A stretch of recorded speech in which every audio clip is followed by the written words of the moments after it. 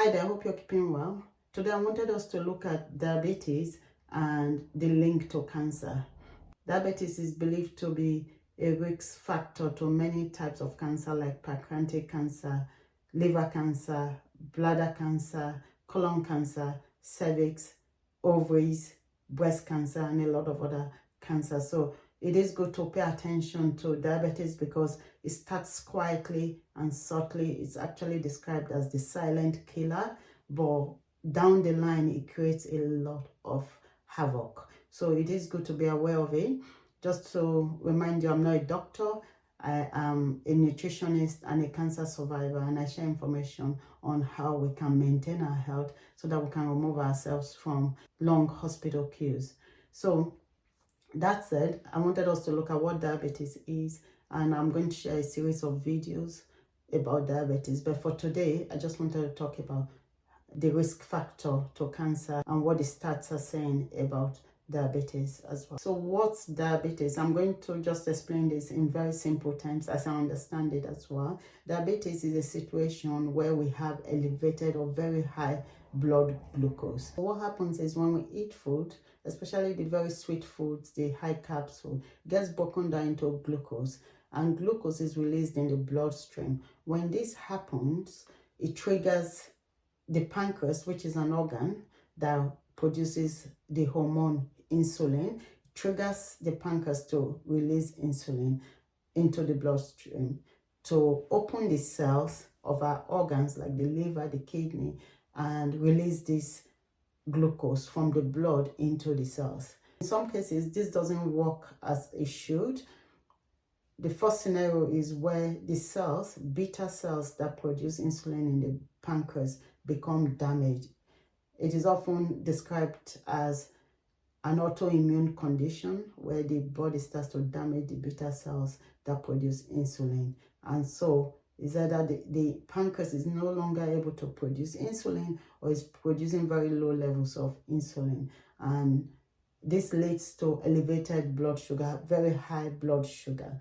And it's not good for blood sugar to be very high. It's meant to go into the cells. So this starts to cause a lot of damage. So that's the first scenario. So the second scenario will be where the pancreas is working okay. When we eat food and the food is broken down into glucose and released into our bloodstream, it triggers the insulin production from the pancreas. And when this happens, it releases insulin. The cell blocks it. So it's not allowing the insulin to open the cell for the blood glucose to go into the cell and give the cell energy. This could be a genetic condition or as a result of lifestyle or a combination. So what happens is there's elevated blood glucose and the cells are not getting energy. This results to damage to the organs and then subsequently down the line, heart disease, kidney failure, heart disease, Alzheimer's, dementia, blindness, amputation, nerve damage. It causes a lot of havoc. So this is what type 2 diabetes is. So type 1 is the pancreas is not able to produce insulin anymore, occurs mostly in younger children.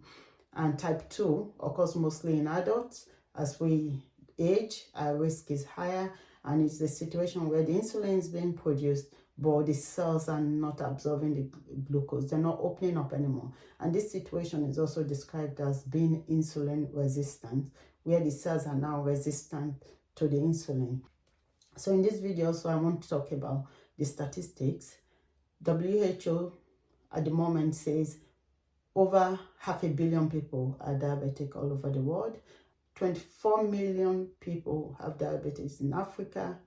Nigeria is one of the 5 top countries with the highest numbers of diabetic patients. In 2021, over 48,000 people died as a result of diabetes in Nigeria. But I know that figure is probably not accurate. A lot of people that probably are not documented as well. That may be just part of the story, yeah?